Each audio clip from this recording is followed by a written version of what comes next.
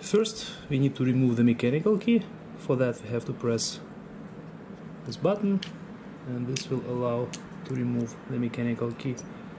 Now, to open the cover, we can insert the existing key inside this slot.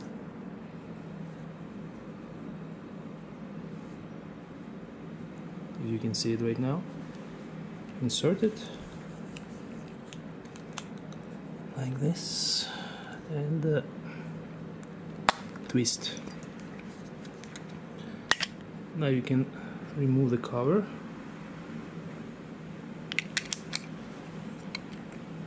And this is the battery right here.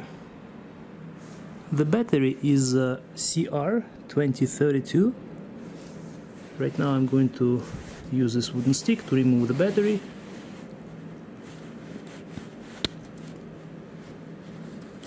Like that. And now we can replace it.